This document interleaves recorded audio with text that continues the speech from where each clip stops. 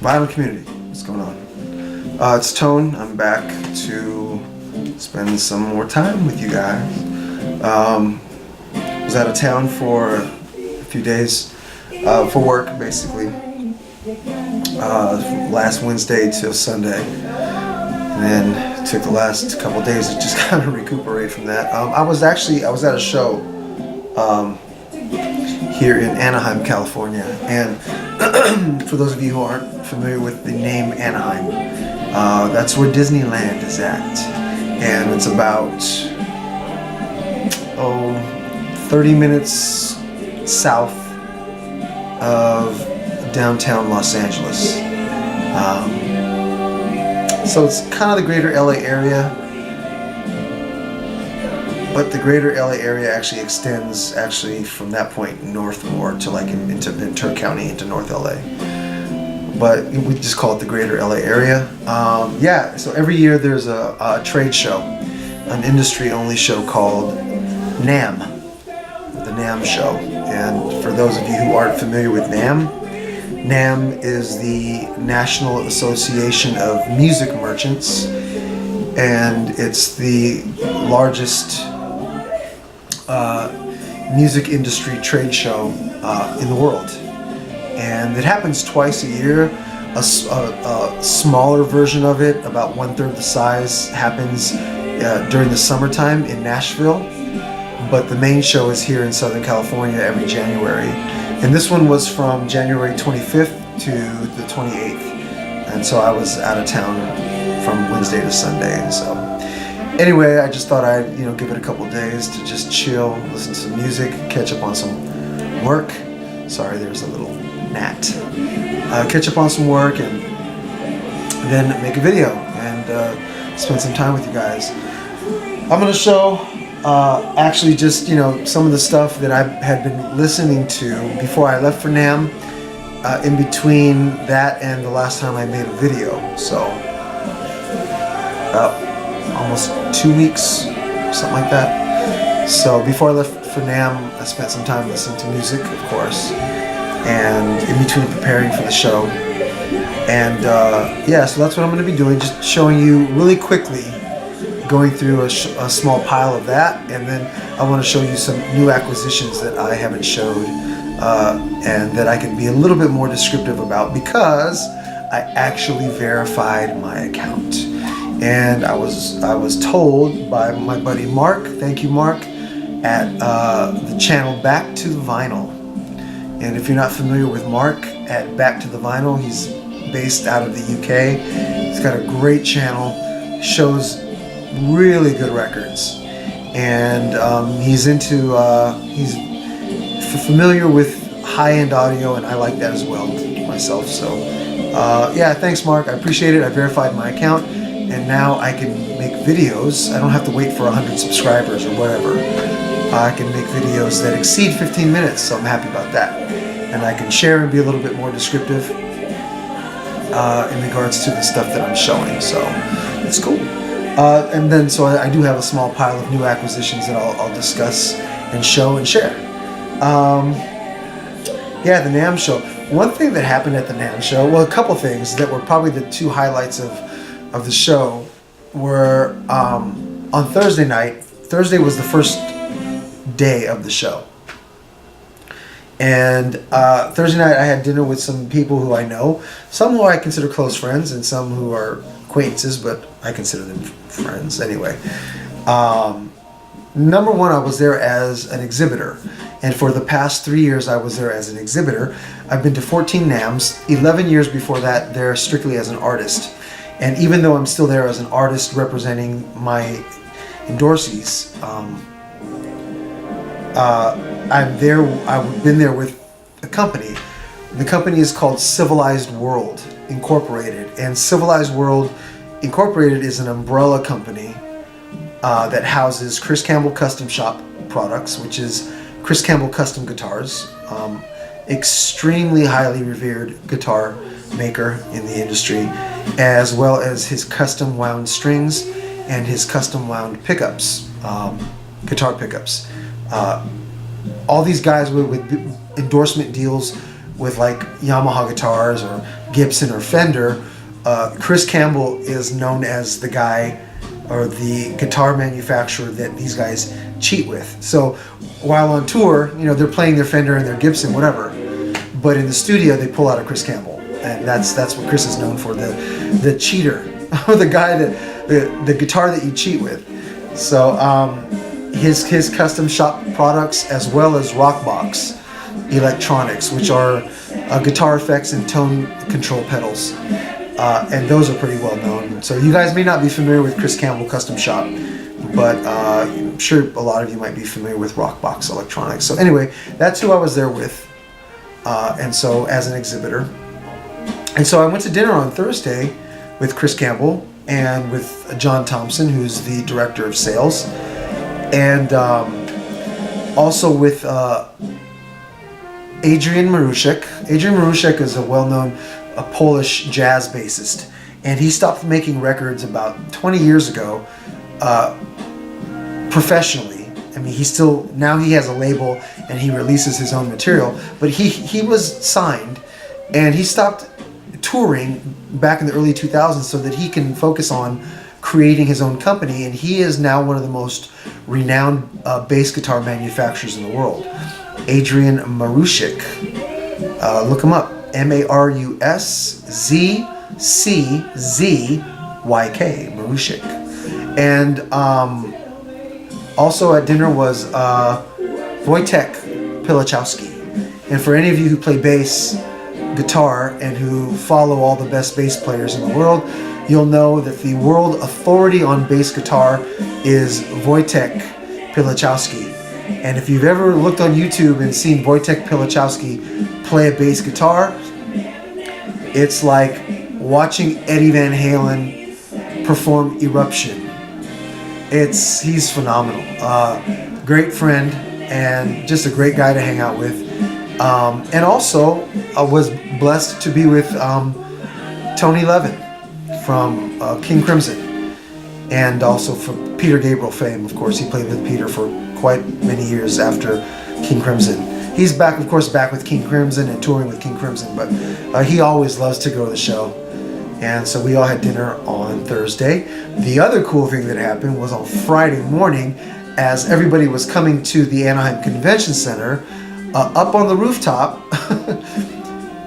in reminiscent of the way that they did it in Where the Streets Have No Name video, was U2 performing on the roof of the Anaheim Convention Center. So that was a big shock and a big surprise to come up to the convention center and see U2 performing on the roof. Fucking amazing. So it's a great show. I enjoyed myself. I look forward to next year. I want to give a couple shout outs. I said what's up to Mark at Back to the Vinyl. What's up to Randy at Deadwax66. Hey Randy, it's good to connect with you, man. What's up to Kieran at Needle Groove again. Greg Short at popcrackle.com. What's up, Greg? And who else? Mr. Trendkills too, and that's Chris.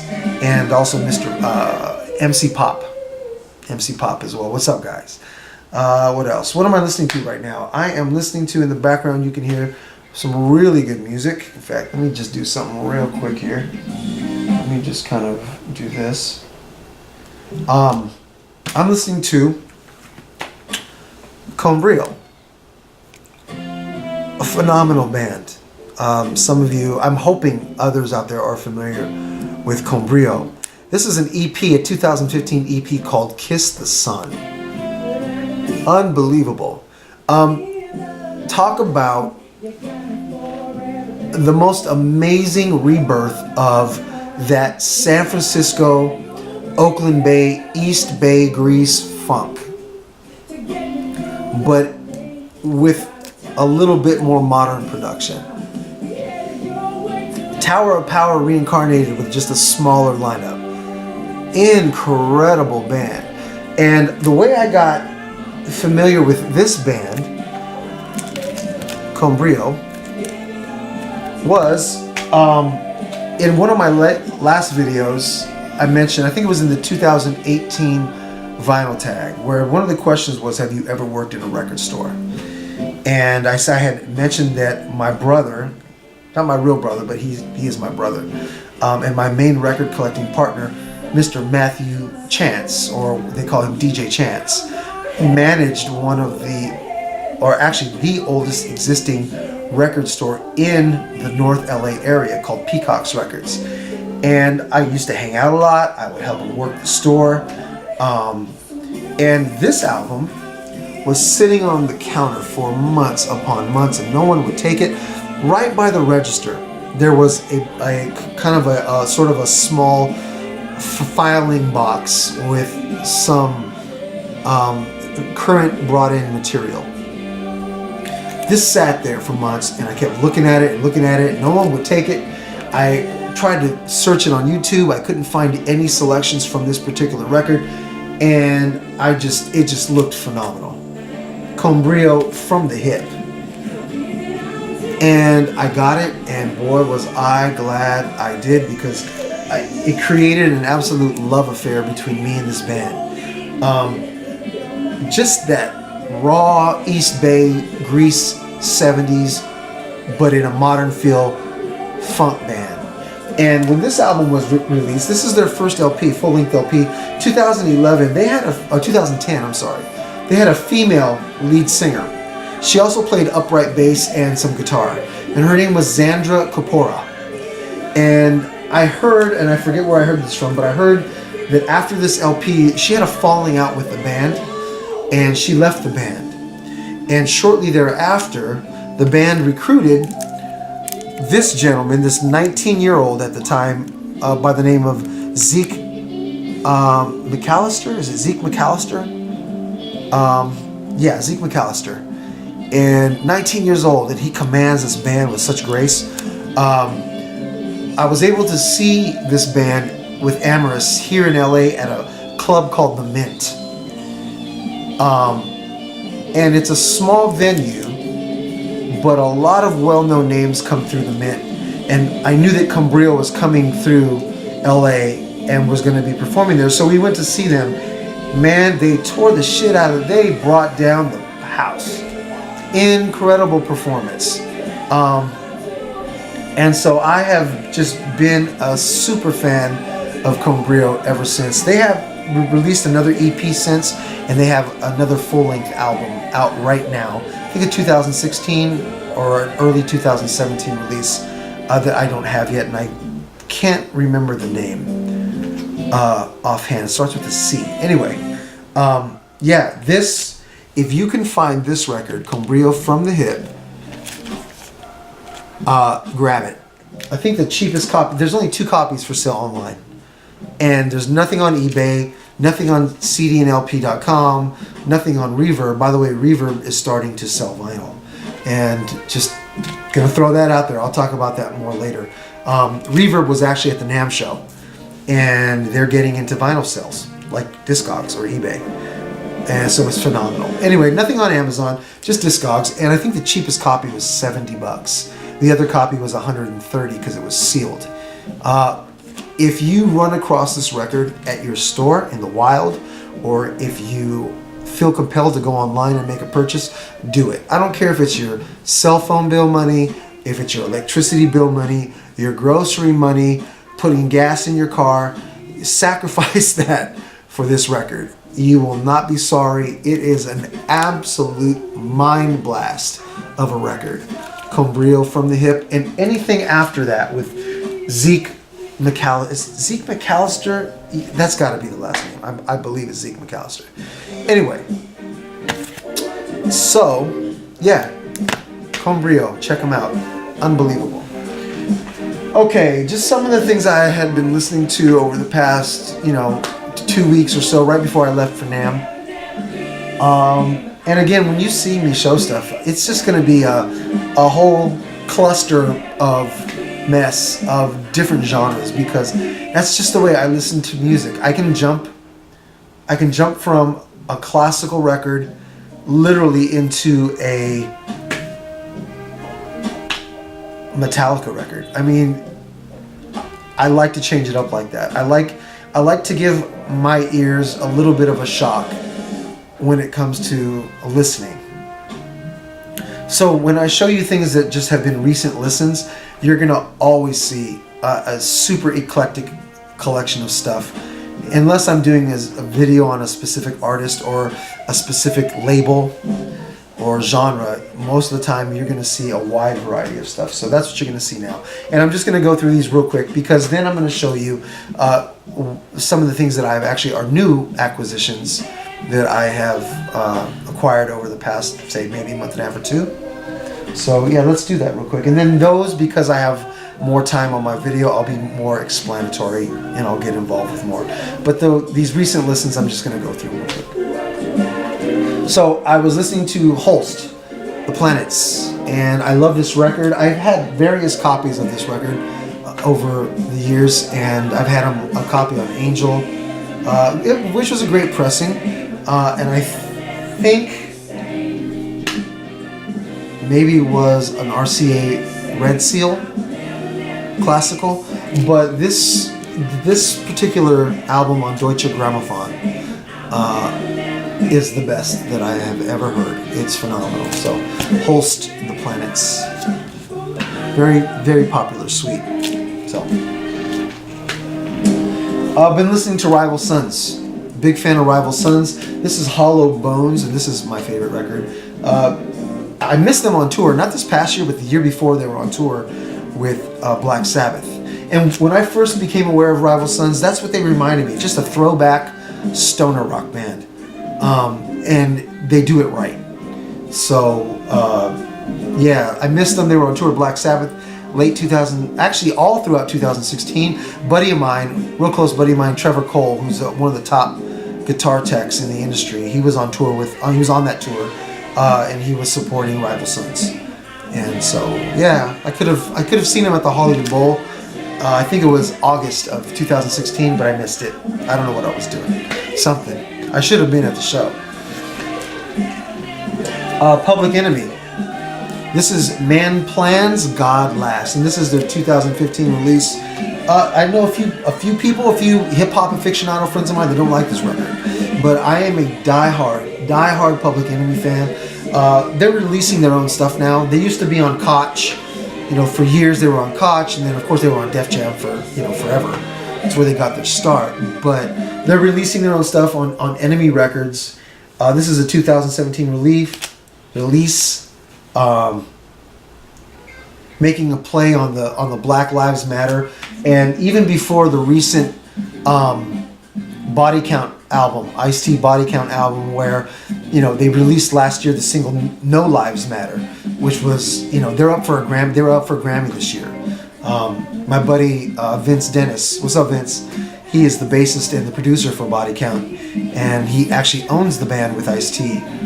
Yeah, he was going to be at the NAMM Show like normal. He says, man, I'm not going to be at NAMM this year because we are up for a Grammy for the last year's Body Count record, and it's a great record. I have to do a thing on Body Count, but maybe I'll do that. I'll have Vince come in and sit with me while I do that.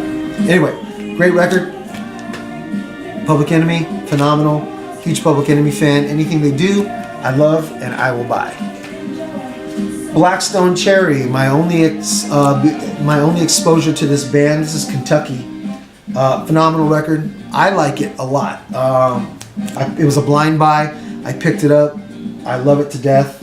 I've been listening to it. Still getting more familiar with it. But yeah, any of you have experience with this record or the band in general, let me know what you think. I think in my introduction to the VC video that I did about 2.5 weeks ago, I think I showed a library album out of the UK, mid-70s library album called Images, and it's a total composition. It's totally composed of compositions by Stanley Myers, and I love Stanley Myers to death, as I mentioned. And so before I left for NAMM, I was listening to more Stanley Myers. This is No Way to Treat a Lady soundtrack, and this is cool because it's way different. It's man, it goes from some psych pop, kind of like the Cowsills sort of stuff, to some real like a garagey psych offerings on this. It's a weird album, but it's really cool. Stanley Meyer's "No Way to Treat a Lady" soundtrack.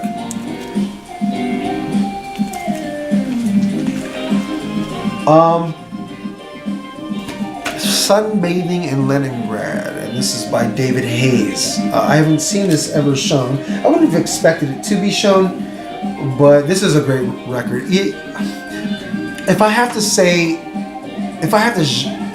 title it genre-wise, I would say it's a new age record.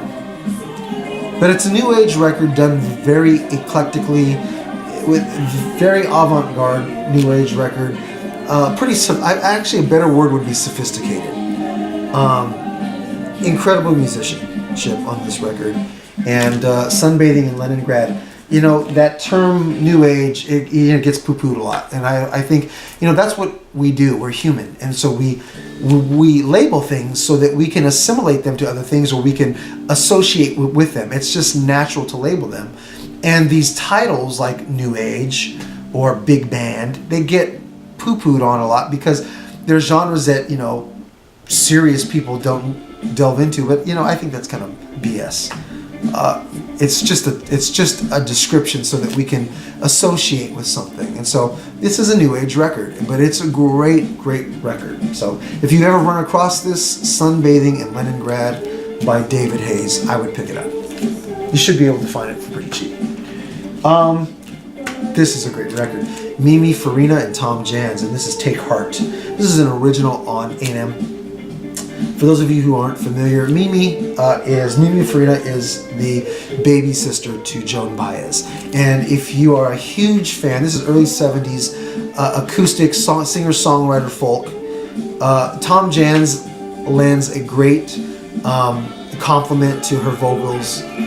And if you're a huge fan of, say, like Joni Mitchell, you'll love this record right here. Take Heart, Mimi Farina, Tom Jans. I was listening to this, and you know what? I haven't really seen anybody talk about this record. Not that it's some rare record. I mean, it's not a commonly played record or spoken about album, but you know, a lot of people, I don't hear them talking about it. This is a phenomenal record. Super Session by Mike Bloomfield, Stephen Stills, and Al Cooper. And this is an original pressing on Columbia. Great blues rock. Semi-psychedelic at some points, but just straight ahead early blues rock. Great record.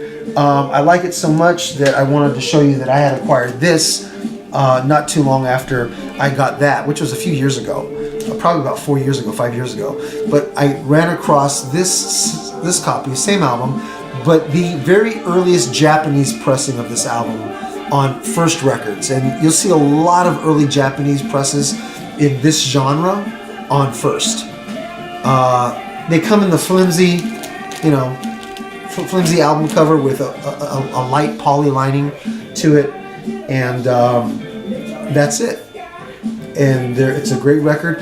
The main difference that you hear in these early Japanese pressings is, and not so much now with Japanese pressings, but Japanese pressings through the 50s, 60s, 70s, and even 80s, is you hear the mastering. The mastering on it is very different. It's extremely light in the low end. Low end frequencies are lightened up so much, and I remember hearing Michael Fremer talking about why. And I don't know if this was his personal opinion or if this was an actual fact, but it makes sense. And that is dwellings in Japan. Back early 20th century, mid-century, even up into the 80s, 90s, whatever. The dwellings were built with very thin walls. And so, you know, music is very well cherished in Japan. I mean, people love music. It's a very musical country. And so people bought records, and they mastered their records, at least back in this time. Not so much, like I said, in the present, but back around this time, they mastered their records very cold in the low frequency, so the bass levels are very low. It's still a fabulous recording, but that's the main difference that you're going to hear with these early Japanese pressings. So great record regardless of what pressing you're listening to. Long Yellow Road. This is the Toshiko Akiyoshi Lu Tabakin Big Band. I'm gonna say that slower. I've never seen this band talked about. I've had this record for about 5 years. It's Toshiko Akiyoshi Lu Tabakin Big Band, and the album is called Long Yellow Road. Somebody who has their work, somebody out there who's watching the video, please comment and let me know what you think of this band. I love this band. This is a mid-70s release, and it's like, God, how can I describe them?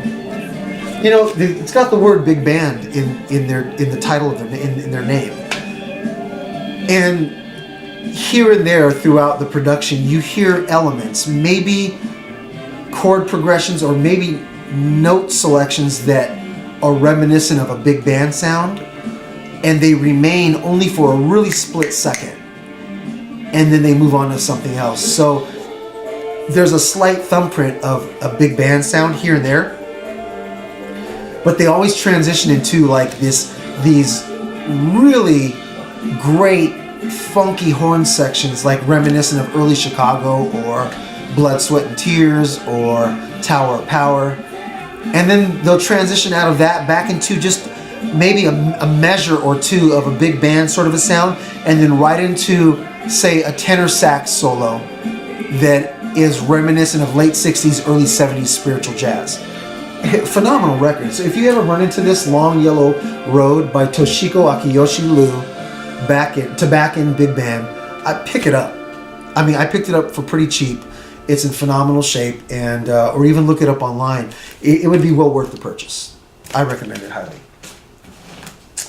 Listen to this. I love this record. I listen to it quite frequently, and I dig this record. It's on People Records, and this is the JBs, Doing It to Death. This is the earliest possible pressing of this record. It is a label promo. See that? Label promo on People, white label. And of course, this is James Brown's backing band, but it has James all over it. I love this record. I'd seen it for years. I never picked it up because it's always in real shitty condition. Excuse my language. I think I got this from, God, I didn't get this in the wild, and I didn't order it online. I got it from a dealer I knew. I'm really not in contact with it anymore, but Caesar. He goes by Prague Czar. I bought this copy from him, and I was so happy that I did, because it is in phenomenal condition, and the vinyl's almost perfect. So, great record. Talked about Nena Cherry and The Thing, which The Thing is her band. So they put out a record called The Cherry Thing. I think I showed in one of my other videos, and I talked about how it's totally different than her Blank project. This is a solo album that was released in 2014, Nena Cherry, The Blank Project. This album is great. It's a 2 LP set, and that's only because, you know, they have to spread the songs over 2 LPs. You know, I wouldn't recommend this album unless you're really love Nena Cherry. It is an acquired taste. It's not very sonically abundant. It's kind of bare bones. But if you really love what Nena Cherry does, you will love the album. I will say that. So I love it. But it is an acquired taste. The Blank Project, Nena Cherry. Dumb Numbers. Yeah. Was listening to this. I really have to be in the mood for Dumb Numbers, or else it kind of gets on my nerves. And that is only because it's kind of like it's droning noise rock. That's what it is. Drony noise rock. But when I'm in the mood for exploring that type of sonics, I really get into this record. I got it a few years ago. I got it after seeing Roger Coleman show this record. He received it, either he got it or he got it from somebody. And I was interested in it, and I did get it. It is a numbered copy. There were only 500 copies made. I think it's 394 out of 500. And the best way I can describe this record, other than say it's drony noise rock, is if the Jesus and Mary Chain didn't start making records and did not become a band until this day and time, this is what they would sound like.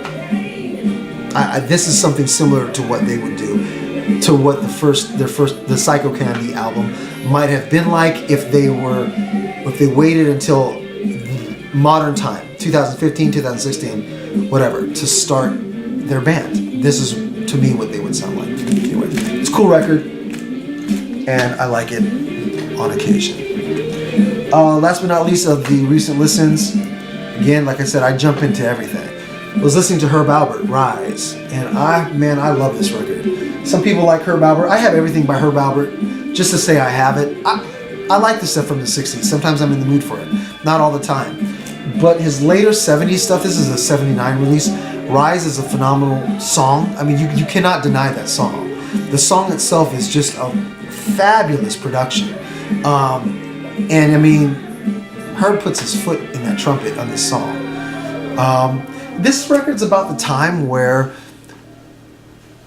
this type of a jazz, right around this time, 77, 78, 79, 80, was kind of falling away from being recognized as fusion and started to be considered what was called contemporary jazz. Just a few years before, a company by the name of Broadcast Architecture came on board, based out of New Jersey, that actually coined the phrase smooth jazz. I can't stand broadcast. I've hated Broadcast Architecture ever since I knew about them. They dictated everything from the early mid 80s all the way to maybe the mid early 2000s. What played on smooth jazz radio, and if it wasn't a horn, meaning a trumpet or a saxophone, and it wasn't a guitar or a popular contemporary jazz vocal, we would not make the radio. I mean, it was really bad.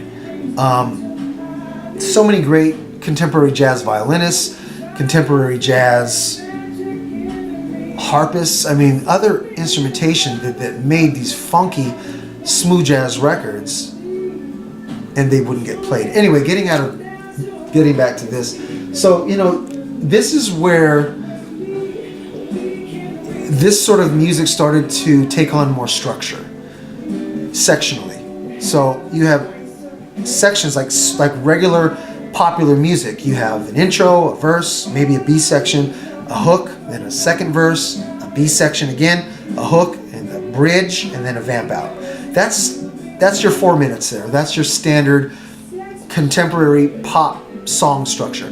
And this is about the time where that started to happen. And as it progressed from here on, that's where smooth jazz came from, because that's what it was. And it was a lot of copies. It was a lot of remakes of songs just in an instrumental interpolation. Right after this record, this time, 1979, 1980. So, but this is an undeniable record. Herb Alpert, Rise. Love it. Okay. New acquisitions over the past month and a half or so. 2 months. Real quick. John Mayall, Blues from Laurel Canyon. I didn't have this particular John Mayall record. I ran into it. And it is an original first pressing on American London. And the condition of this thing was just calling me. I was like, oh my God. And the price was right, and I snatched it up. And I like it. It's probably one of my favorite Mayall records because of the subject matter. For those of you who grew up in the LA area, you probably understand this if you're a music lover and you've kind of researched and come to understand music in Los Angeles throughout the decades. But for those of you who aren't, there was a canyon movement. And here in LA, there's two streets that go into the mountainous region that separates the mountains from the ocean and the valley basin. So you have Topanga Canyon, which is where a lot of the Joni Mitchell stuff and the Crosby, Stills and Nash and the Neil Young and that whole movement, that whole late 60s, early 70s music movement, it was happening here in Los Angeles in this what was called the Canyon Movement. And the Canyon Movement was Topanga Canyon Boulevard going into Topanga Canyon, and Laurel Canyon Boulevard going into Laurel Canyon. And Laurel Canyon is the boulevard or the street or the pathway that goes between Studio City here in Los Angeles, which is where Universal Studios is.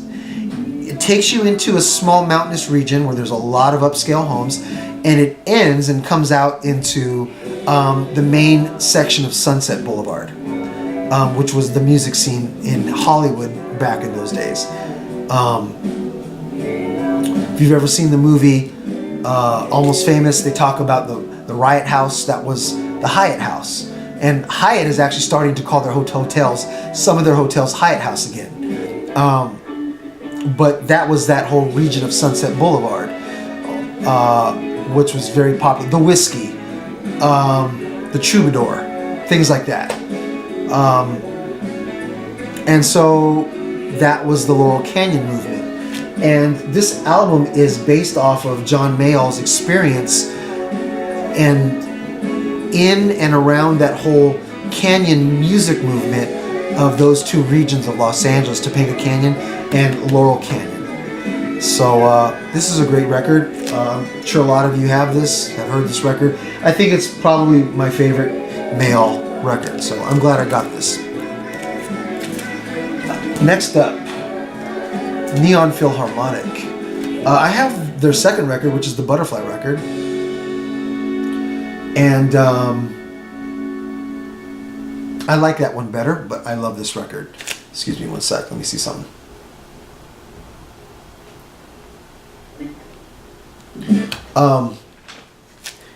Yeah, the second one's better. But the Neon Philharmonic is like, it's pop psych. But to me, it's pop psych done right. So, you know, the Cow Seals, sort of, maybe a little folkiness in there, a little acid trippy, but in a recognizable pop music format. And you know, when you listen to this record or when you listen to this band, it kind of takes you back and makes you feel what it was. To me, what it might have been like to live in that time, you know, and being a musician and being a songwriter, I should say, in that time. You know, great songs, vocals by Don Gant. I would recommend it. I like it. Neon Philharmonic self-titled debut release. Tom Rush. You know, I've seen this record so many times. And just like all of us, a lot of the times we're attracted to a record, even if we don't know what it sounds like, we're attracted to it by the cover. And as many times as I've seen this record, the cover didn't attract me, obviously. You know, it's not a bad cover, but it's not it's not a cover that has a lot of attracting qualities to it. The back's better than the front. The rear of the jacket's better than the front. But finally, I saw this record in absolute pristine condition, original pressing, for a super good price, and I just picked it up, and I'm so glad I did, because I'm a big fan of early 70s singer-songwriter folk music. Reminiscent of early 70s Dylan, reminiscent of, if you love Gordon Lightfoot, you'll love this record.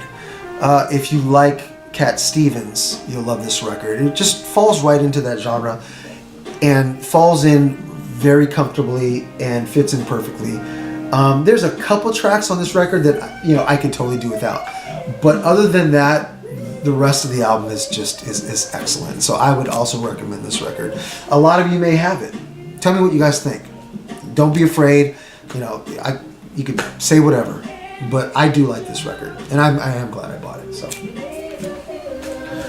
Oh, this is a cool one. I've known about this band for a long time because I do have quite a decent selection of African bands, both Afrobeat stuff, rock stuff, and I'd known about this band Witch for a while. I didn't own anything by them, but I was familiar with their geographic location and the type of music that they were. And it wasn't until I saw Diana at Diana at Digging in the Crate show this maybe 2 years ago, a year and a half ago or something like that, that I became interested in looking it up. Finally, I pulled the trigger on a copy. And this is a 180 gram reissue. It's the first reissue, German reissue.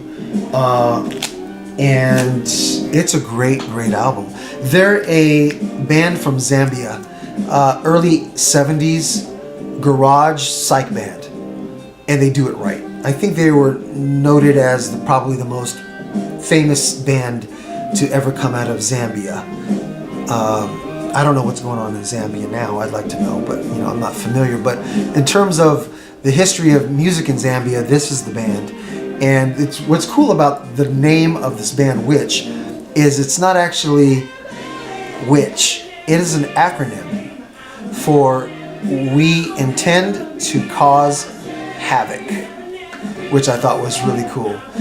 And I think they do it right. They sing in English like most African bands did around this time, and they do it really cool. So I would recommend this pressing. Thanks, Diana, for showing this, and I'm glad I pulled the trigger on this record. It's a great album. Witch, introduction. This one, this is the Lafayette Afro Rock Band, and the album is Malik. This is a highly sought after record. I'm so glad that As the Record Turns put this out as a reissue. As the Record Turns is actually a pretty popular, very long existing record store here in Los Angeles. Very respectable record store. A little pricey, in fact very pricey at times. The owner, Kevin, he knows his shit. He's really good, friendly guy, but again, a little pricey as the record turns, but you can find it. It's a treasure trove of records. It's the place where a lot of celebrities will go when they're looking to spend money and get stuff that is unobtainium, so to speak. So this is a great record, super funky, mid-70s band. They were from the New York area and they moved to Paris to record this record, and it is just highly recommended. I don't know how else to explain it, but it is just some really good mid-70s funky, even reminiscent of like some of the stuff that you would find off of Hot Buttered Soul, Isaac Hayes, early Parliament Funkadelic. It's a great record. So this is the Lafayette Afro Rock Band, and the album is Malik. This reissue again is on As the Record Turns, and it was a fair price. It comes on orange. Well, I won't show. Yeah, well, I'll show it. Orange marbled vinyl. It's really cool. Cool label. So I enjoy this record a lot.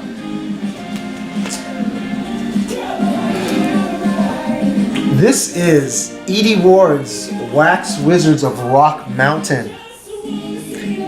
Or from Rock Mountain, and I really like this record. I don't know where I became familiar with this record. I did hear it briefly online, and I can't remember where, but when I was able to find a copy, I snatched it up right away. It's in pristine condition.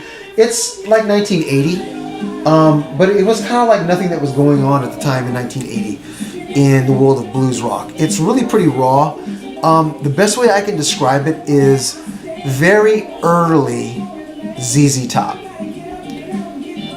but with heavier blues riffs, and pretty good songwriting. That's the best way to describe it.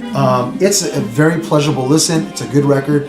I'm also curious to know if anybody else out there has this record, and if you do, tell me what you think about it. It's on, I don't know if this was their own label, but it's on Buffalo Wings Records out of Philadelphia, and it does have a publishing date of, doesn't say, but I know it's like 1980. So, E.D. Ward's Wax Wizards from Rock Mountain. That's the name of the band and the name of the album. Excellent record. Last but not least, so glad I found this record. Morning, Noon, and Night. And I have been looking for this album for a long time. I actually picked this up,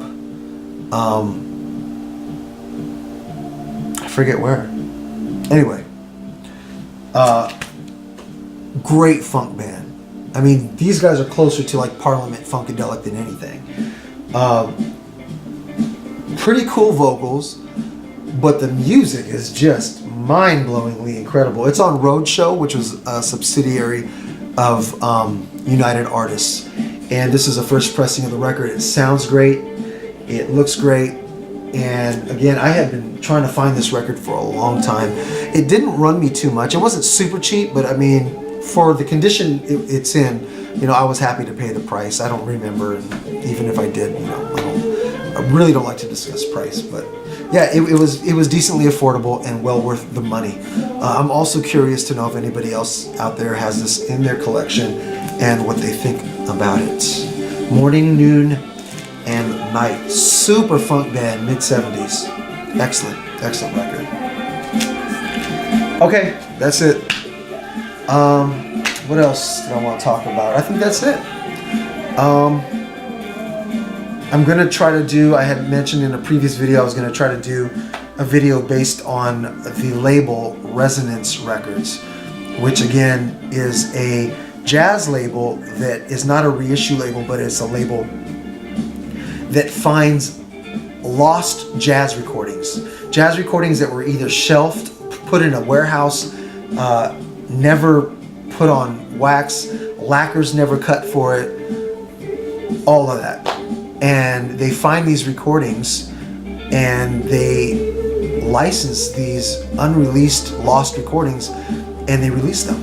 And they do a phenomenal job. So I'm in the process of compiling some information and, you know, getting all of my Resonance collection together to do a video about that. And yeah, so that's about it, man. Ladies and gents, VC vinyl community, thanks for stopping by. I really appreciate you sharing your time with me, and you know, like the video, don't like the video, just I'm glad you're here watching. So God bless you guys again, and thank you, and I'll see you soon. Thanks.